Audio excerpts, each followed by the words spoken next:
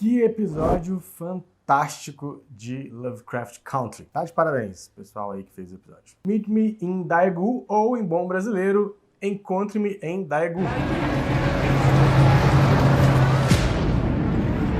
Achei esse sexto episódio muito inesperado, é uma coisa que nunca passou pela minha cabeça que eles iam mostrar agora. Não superou as expectativas, porque eu não tinha expectativa, mas eu fiquei bem impressionada com o episódio. Esse episódio foi dirigido pela Helen Shaver, que é atriz e diretora que foi responsável por episódios de grandes séries como Anne with E, Expresso do Amanhã, Westworld, que mais? Vikings, ela dirigiu episódios de Vikings.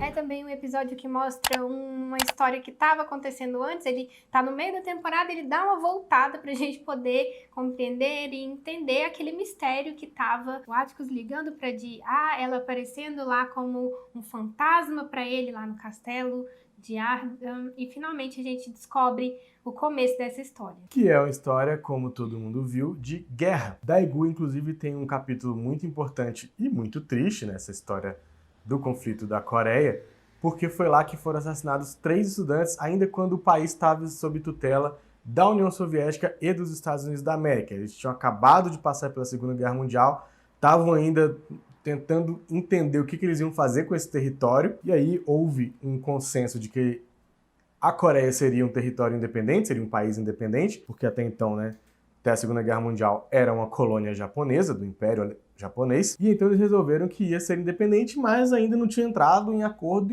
sobre como exatamente. E no final das contas acabou gerando esse conflito em 1950, que foi a Guerra da Coreia. Mas aí antes, em 46, Daegu passou por esse evento histórico com o assassinato de 3 estudantes. A gente não vai aprofundar tanto nesse assunto da guerra, porque é muito complicado, é extremamente complexo, como toda guerra, mas é muito legal a gente perceber como que a Guerra da Coreia foi retratada neste episódio de Lovecraft Country. A gente vai deixar algumas referências aqui para vocês, se quiserem pesquisar. É muito bom esses temas estarem sendo abordados por isso, por nos dar esse toque de existiu isso daqui, vá procurar, vá estudar, vá ler historiadores que dizem sobre esses assuntos. Inclusive, teve uma matéria que a gente leu estudando para esse roteiro, que é do Intercept, explicando por que a Coreia, e aí no caso está falando da Coreia do Norte, né, que fala por que a Coreia do Norte tem esse asco dos Estados Unidos, esse ranço, e que as pessoas nos Estados Unidos da América parecem não entender muito bem, sendo que é uma situação que apenas por esse episódio a gente consegue já começar a entender. Isso pode ser uma dica para que as pessoas de lá, porque é uma série dos Estados Unidos que fala sobre a história do país, possam ir atrás de procurar entender mais sobre essa história que rolou. Basicamente, o ponto do cara que fez esse artigo era mais um artigo do que uma reportagem, né? Era justamente apontando como os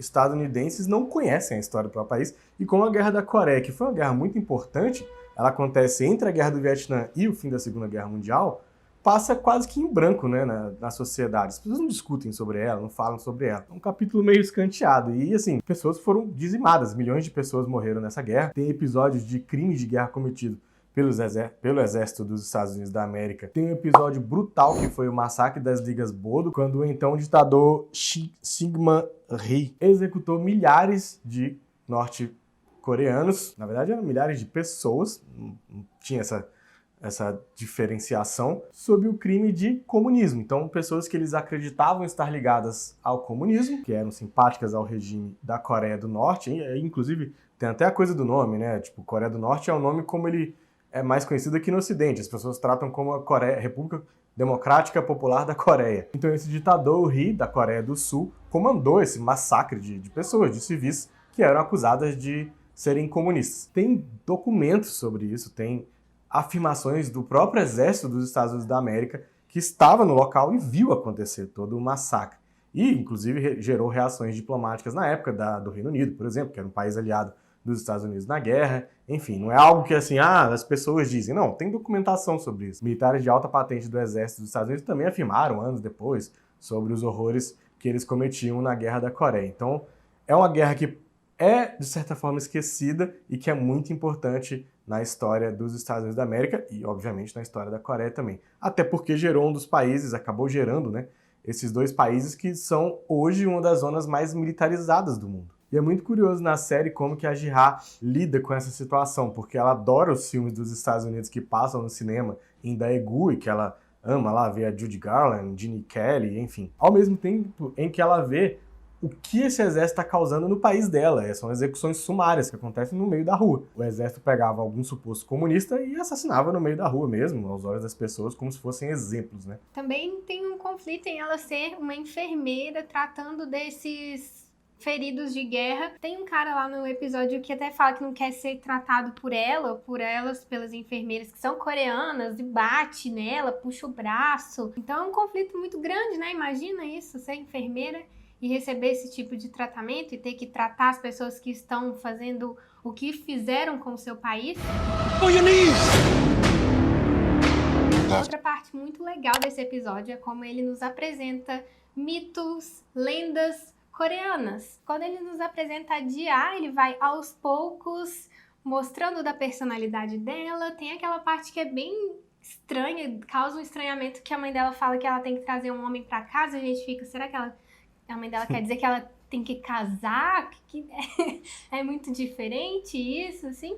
E aí até chegar o momento que a gente fica bem chocado no episódio de saber que ela é uma Gumiho. A Ji-ha, então, encarna um espírito de uma raposa de 9 caudas. Eu só lembro de Naruto com isso.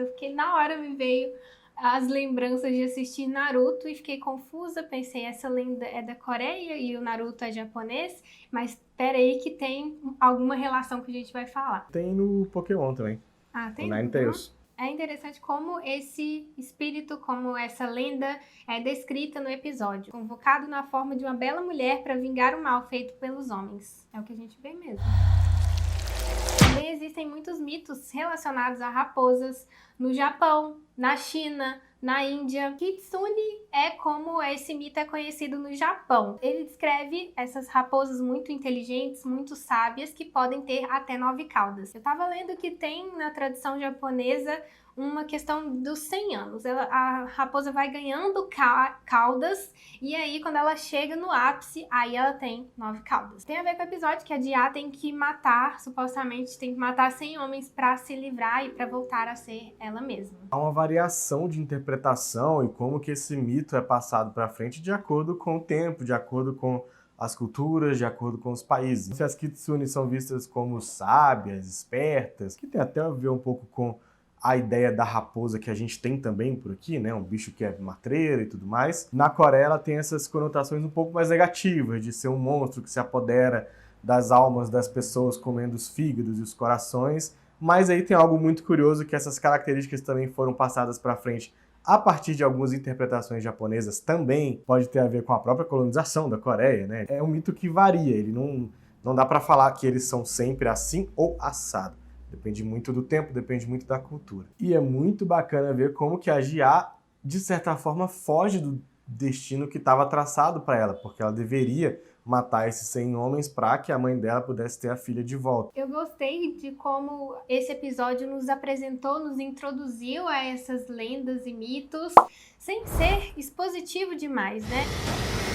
Uma outra pequena parte da cultura coreana que nos é apresentada no episódio é a figura da Mutang, que é uma xamã, geralmente uma mulher mesmo, com a sabedoria milenar e tudo mais, uma religião tradicional politeísta da Coreia. É ela quem invoca a Gumiho, neste caso a Ji-ha, no episódio que a gente viu de Lovecraft. É muito bom que a Ji-ha e a mãe dela vão lá visitar novamente essa xamã e perguntam, né, se o Atticus realmente vai morrer, e ela põe o fogo no papel, o papel sai voando e a gente fica... Vai morrer ou não? Ela não dá a resposta, não entrega, né? Algum dia ele vai morrer. Mas vai ser daquele jeito? Ainda naquele finalzinho, quando a raposa aparece, também tem um simbolismo grande, porque a raposa tem um significado de morte, de prenúncio da morte. Eu achei muito da hora que a gente já tem 2 episódios que apresentam rituais religiosos tradicionalíssimos, e os 2 são comandados por mulheres. No terceiro episódio a gente teve o ritual de voodoo, sensacional, foi uma das representações de voodoo mais legais que eu já vi na TV. E agora a gente tem o ritual da Gumiho, que tem toda uma coisa, né, com sexo. Aliás, o episódio é bem sensual, inclusive, né? Até o momento que ela mata aqueles caras, é todo cheio de... toda uma coisa bem bonita ali e tal. Ela com Atticus, muito legal também. Eu fiquei percebendo mais a parte dos efeitos especiais. Que ficaram muito bons também. Nossa, que é isso? Chocada. Mas então a gente tem esses rituais em que ela leva esses homens pra transar e assassina eles, né? Mata eles pra poder, enfim, voltar à sua forma humana. A gente é apresentada a Mutang, que é uma mulher com a sabedoria tradicional do povo coreano. Então é bem legal como que tem também essa coisa meio girl power mesmo da série, né? Muito provavelmente com o dedo da Misha Green. É óbvio que isso não vem à toa. Foi sensacional essas duas representações de rituais religiosos comandados por mulheres. Curioso, né?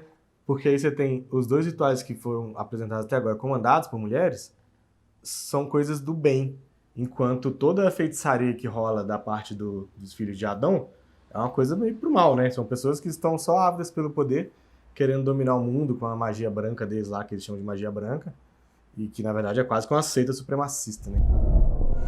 Outra parte bem interessante do episódio é a ligação da Ji-Ah com o cinema dos Estados Unidos. Ela tem uma ligação muito forte e uma identificação com a Judy Garland, até porque naquele momento final, ali em que ela tá indo visitar a Mutang, tá uma fala da Judy Garland no final da carreira dela, relatando alguns problemas, né? Ela foi uma atriz que infelizmente teve uma vida muito complicada desde o começo da carreira dela, sofrendo muitos abusos, até chegar no fim da vida também sofrendo muitos abusos. O nome desse episódio de Lovecraft Country tem referência ao primeiro filme, ao nome do primeiro filme que a Ji-Ah está assistindo no cinema, que é Meet Me in St. Louis. E a Ji-Ah define seus sentimentos usando uma frase tirada do filme. Ela diz: "Pela primeira vez na minha vida, eu só quero sentir, ser atingida por aquele raio." E parece que ela foi. Do me a favor. You read this to me. O episódio deu uma revigorada na gente. O quinto foi bem decepcionante, muito problemático, a gente falou aqui. Inclusive focou só nos problemas, né? De forma alguma o episódio só tem problema. Quase nenhum episódio é assim. Mas teve uns problemas bem irritantes e que carregou um pouquinho do que já tinha acontecido no quarto também. Então a gente tava meio assim... Os vídeos estão muito baixo o número de views, então a gente tava assim, pô, não tá compensando. Mas enfim, de vez em quando chegam uns comentários, pingam alguma coisinha sobre como é legal assistir também. Então a gente vai continuar até onde der.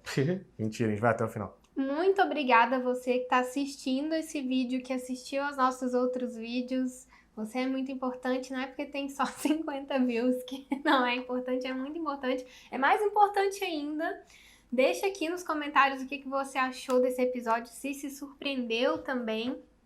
E é isso. Até o próximo vídeo. Não se esquece de se inscrever e deixar seu amorzinho aí. Tchau! Tchau.